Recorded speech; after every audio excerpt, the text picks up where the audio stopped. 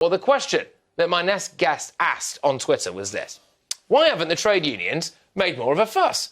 And that guest is journalist and former MEP. It's the wonderful Patrick O'Flynn. He's here with me right now. Patrick, thank you very much for hot-footing into our studio here.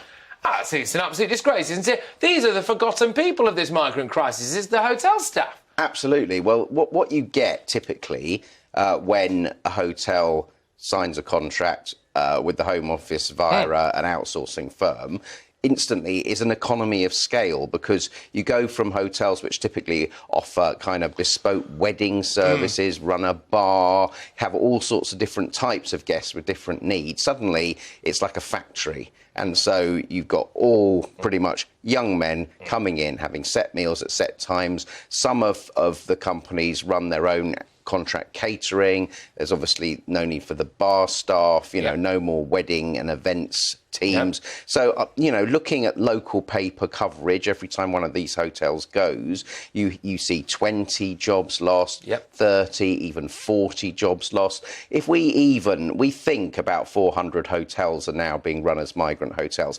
If we even say half of those, say 200, have each got rid of 30 staff, that's 6,000 jobs gone, 6,000 people, usually at very short notice, are having to look for work. Now, some people say, but hospitality has labour shortages, they'll be fine. But the transactional short-term costs of having to find another job, perhaps in another town, getting back your deposit on your rented flat, all these things mount up. Do you put in a claim for universal credit, or can you, the disruption that these workers are going through, and it doesn't really seem that anyone is speaking up for them. Now, it's certainly true that a large proportion of them aren't unionised, right? And you could argue this is the pendulum has swung against unions in the private sector. But, the anomaly there, the contrast is marked between the public sector, highly unionised, and these private sector workers are being treated pretty shabbily by the government. It's another knock-on effect. However many million it is a day, I mean, the figure seems to jump between £6 and